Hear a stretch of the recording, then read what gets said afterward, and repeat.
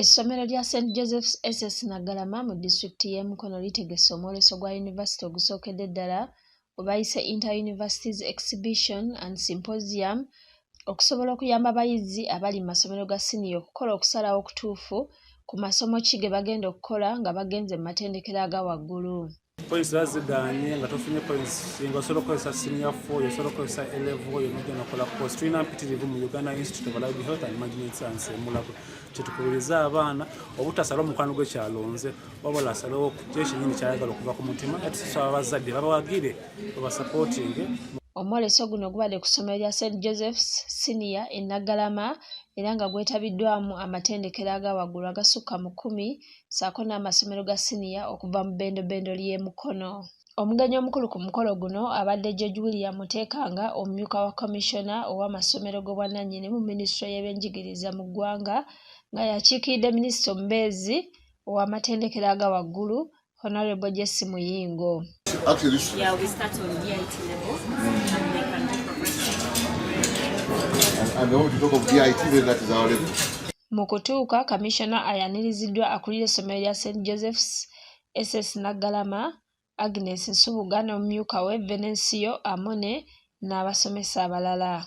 Kamishona Muteekanga asoose kulambula midaala gy'amatendekero okulaba bye basomesa n'okulaba bye bakola nga bano yeekubisizza nabo ebifaananyi. Amatendekero ageetabye mu mwoleso guno kubaddeko Makerere University Business School MUBS, Uganda Martyrs University, Uganda Christian University UCU, ISBAT, Limco Queen University, Kumba University, University of Kisubi, Busitema, Cavendish, Clark International University, Buganda Royal Institute of Business and Technical Education Mengo, St. Elizabeth Institute of Health Professionals, Emukono n'amalala.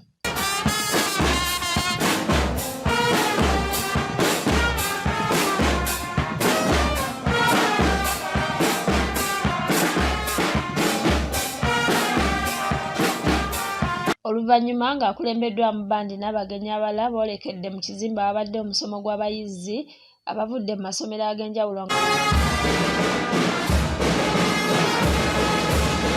nga eno abakugu bangi bababuulidde ekyokukola n'engeri y'okusalawo okutuufu ku matendekero ne koosi ze balina okukola nga bavudde ku mutendera gwa siniya okusobola okufuna emirimu. How to align with the new or the changing times. So because of that, I get to interface and appreciate or learn and know what are the changing trends. And the person who is now a young person like you, and soon you'll be transitioning from school to the world of work. Some of you after senior 4 will not go into the mainstream academics. Some of you will proceed and go to university or other tertiary institutions.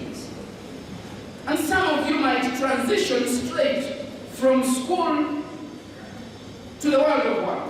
Eno Kamishona Muteekanga ayogeddeko n'abayizi bano ku nsonga ya tekinologiya okusoma ennimi era n'ategeeza nti curriculum empya egendereddwamu okuyamba abayizi okufuluma nga waliwo kye basobola okwekolera.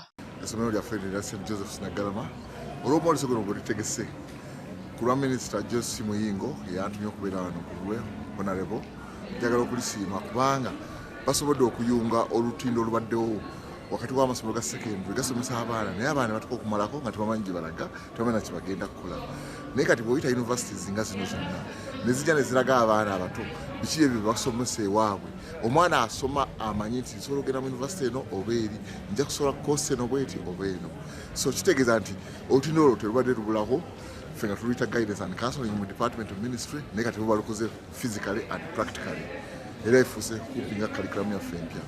Curriculum yaffe empya ya hands on ya new curriculum era subjects 8 twandyagadde buli mwana amalako essomero lyonna lyali mu university oba mu secondary abe nga asobola okukola okwogera ku universities ku subjects ezo 8 ze ziriwa mulimu agriculture mulimu art and design mulimu food and nutrition mulimu textile and design mulimu technical drawing mulimu physical education and sports mulimu music dance and drama mulimu fine art mulimu subjects nyingi naye subjects zino abaana twandyagadde buli mwana amalako essomero ng'alina ku kyasobola okwekolera mu mukono gwe so kino kitegeeza ki tetujja kufuna bino byetuyina nti abaana basomye bamaze naye nga tebalina kyakukola so abaana okuba tebalina mirimu kituluma nnyo kati nga bwolaba abaana bonna bavudde mu masomero gonna gazi kati bonna bajja kukolako senior 6 bonna bamaleko bagendiwa naye bwe bwina kyosobola okwekolera kitegeeza nti osobola okukikola ate nekikubeesaawo n'ofuna ekinagulira amagala eddiba ate n'obeera bulungi.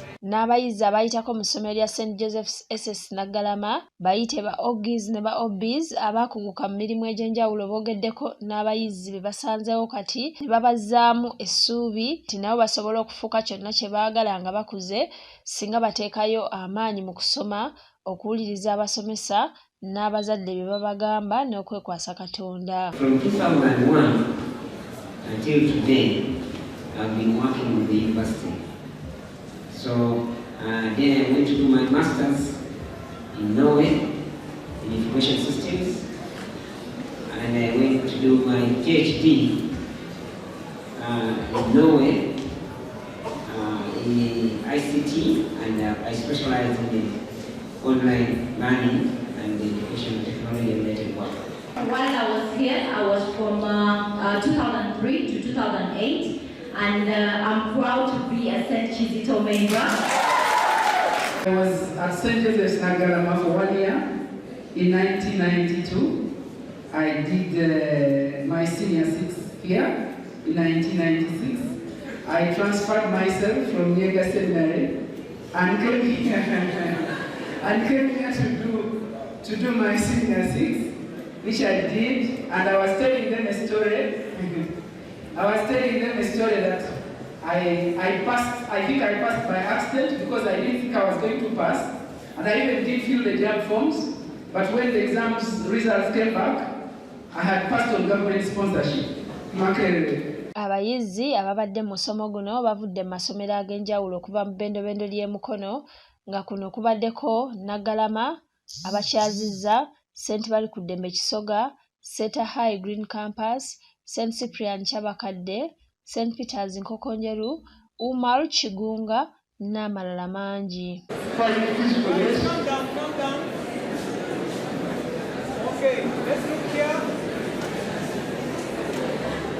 Akulira essomero lya St. Joseph's SS Naggalama Agnes Subuga agambye nti baagadde okuwa abayizi omukisa okukuba ttooki mu future yaabwe okubaleetera yunivasite n'amatendekero amala okubabuulira kye bakola ne be basomesa olwo abayizi basobole okukola okusalawo okutuufu ku kiki kye bagenda okusoma nga bamaliriza siniya. Tufunye amatendekero agasobye mu 10 agazze wano okulaga program zaazo zesikola amasomo ge basomesa mu yunivasite ekisanyusizza nnyo abayizi kubanga kizibu nnyo okusanga amatendekero gano nga gali wamu ate naddala mu ssomero lya secondary kibadde tekibangawo gwa mulundi okusookedde ddala twebaza Katonda nti bazze n'abayizi baffe ate ne bayiga si bayizi baffe bokka amasomero tubalina amasomero naga agasoba mu 10 era ne twebaza abo Seta High ng'eriri mu Kwago, Awaledo Good Council Gayaza, St. Peters Nkokonjeru, St. Balikuddembe Kisoga, Umalubi Secondary School, ne tubeera ne Nalia SS batuleetedde abaana, ne tubeera ne St. Cyprian High School Kyabakadde. Amasomero gabadde mangi ddala era compound yaffe ejjudde nti abaana bakyetegeeza programs zino. Ne bafuna omukisa nno nze neegeraageranyamu we twasomera nga tosobola era Omukama yatuyamba nnyo okulonda amasomo ge twasoma kubanga ffe eno training ne career guidance gye bawa abaana bano gye bafuna tetwagifuna nga kiyamba omwana okukola decision well informed. Omusomesa Eric Sebunya kyakulagira akulira enteekateeka y'okuyamba abayizi okumanya be banaasoma nga bamaze siniya ayogedde ensonga lwaki basazeewo okutegeka omwoleso guno. Amannya gange Petebwa Sebunya Eric kyakulagira era nga ndi musomesa addukanya abayizi be bayinza okusoma nga bavudde mu ssomero lino. Twategese expo eno oba olukuŋŋaana luno nga tukuŋŋaanyiza yunivasite ez'enjawulo okujja wano nga tuyise abayizi okuva mu Greater Mukono okujja okumanya biki bye bayinza okusoma nga bavudde mu masomero gaabwe, era nga twagala bamanye bwe baba basoma ebintu ebyo bibeetaagisa ki okusobola okubisoma obulungi. Ebiseera ebisinga obungi abaana bano bagenda ne basaba amasomo ku university ne mu institution ez'enjawulo, naye nga amasomo ago tebagategeera. Batuuka eyo ne beesanga ng'essomo lye yasaba si lye yali yeetaaga okusaba. Ate ebiseera ebisinga kizibu okutuukirira universities zino okumanya kiki kye balina okusoma. Kati bafuna omukisa guno nti university bwe zikuŋŋaanira ewamu bamanya ki kye balina okusoma, era bafuna omukisa ogubuuza universities zino kiki ekyetaagisa okulaba nga basoma amasomo amatuufu. Amasomo gano galina okuba nga gakwatagana ne embeera zaabwe. Amasomo agamu geetaagisaamu embeera z'abantu.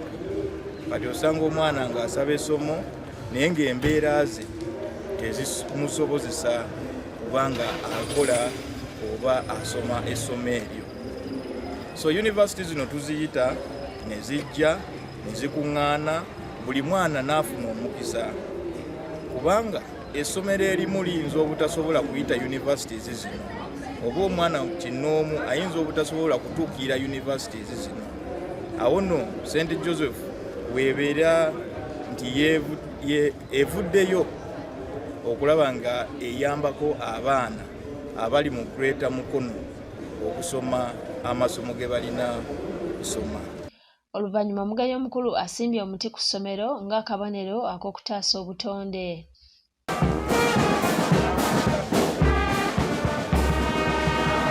Abakungu okuva mu matendekero ageetabye mu mwoleso guno nabo batubuulidde bye bakola n'amasomo ge basomesa. Ensonga emu etuleese kwe kutangaaza abantu balage nti koosi mpitirivu eziri mu busawo si wa dokita bokka, muno abakebera amatu, abakebera omusaayi, ab'amagumba, ab'ebiwuka ebitwetoolodde, abasirisa. Koosi mpitirivu kyekituleese wano nti abaana bategeere nti medical field erina courses empitirivu, specialization nyingi okutandikira wansi paka waggulu, ng'osobola ova wansi n'otuuka waggulu gy'oba otuuse. Kyekimu ku nsonga zituleese wano kubanga tulina kati koosi ya 23 ng'essomero lye tugaba, naye abaana zokka nga teziremu tebazimanyi. So ensonga emu etuleese tuzibalage koosi mpitirivu osobola okukola si ya busawo yokka. Abayizi basiimye essomero lya St. Joseph's SS Naggalama n'abasomesa baabwe olw'okubawa omukisa guno okusinkana abakugu n'abamatendekero aga waggulu be bagambye nti babayambye nnyo okumanya amasomo ne bye bagenda okukola nga bavudde mu siniya. My name is Wajire Marion from Seta High School main campus. S6 Physical. We've come for an exhibition to St. Joseph Naggalama, and it has been fun, but mainly I've benefited in knowing my courses, what I'm going to take for campus, which universities to go to, and more of knowing the courses that we are going to take when we go to campus. Sidala Kenneth from St. Joseph Naggalama. Nsanyufu nnyo kubanga watedde university zino ngizeemu bingi nnyo badde simanyi nga nsobola okukola nga amaze university n'ebirala byonna ne choice zenina okukola combination zenina okukola. Tuli basanyufu nnyo kuba guno omukisa guno symposium tuyizeemu ebintu bingi, tuyizeemu courses, okukonda courses ennungi, career guidance, naki ekikolebwa nga tumaze university okufuna emirimu okubeera obulungi. Tebaza ekimu kwalina essomero na bonna abataddemu omukono n'amaanyi bebali eddala. Oli muzadde ng'okyalemereddwa ku ssomero ki mw'oyinza otwala omwana wo omwaka guno? Nsonga ki ekyakulemesezza? School fees bakusabye nnyingi? Olugendo lunene ng'ebyentambula bikyakalubye? Nandi ky'onoonya essomero erinaalabirira obulungi omwana wo? Okuviira ddala ku by'okusoma mu kibiina, okuzannya n'okutumbula ebitone, ekyokuddamu si kirala. Ly'essomero lya Prudence Junior School Empoma Mukono lisangibwa ku luguudo oluva e Mukono okudda e Kayunga, nga wakayitako mu katawuni k'e Kisowera opposite n'Empoma Girls School, Prudence Junior School liri mu kifo kigazi bulungi era ekisirifu ate nga lirina abasomesa abakugu ddala, ebyokwerinda ku ssomero biri gguluggulu, ebyentambula babikolako anti emmotoka ezitambuza abaana weeziri. Essomero lya ddene boarding nga mu kaseera kano okuwandiisa abayizi kugenda mu maaso awo ku ssomero. Liwandiisa abayizi okuva ku daycare, nursery paka ku P7. Ebisale birungi ddala ng'abaana abava ewaka basasula emitwalo 3 gokka ng'ate bo ab'ekisulo basasula emitwalo 6 gyokka. Abaana balya bulungi ne bakeera ku ssomero nga basanyufu. Bw'ayagala okuwandiisa omwana n'okumanya ebisingawo kuba ku noti 7 noti 1 29 92 38 oba noti 773 noti 62 21. Prudence Junior School tuwa omwana wo tumusomese togenda kwejjusa. Our dear parents, thank you for paying us school fees, and we still need your support because education is the key. May God bless you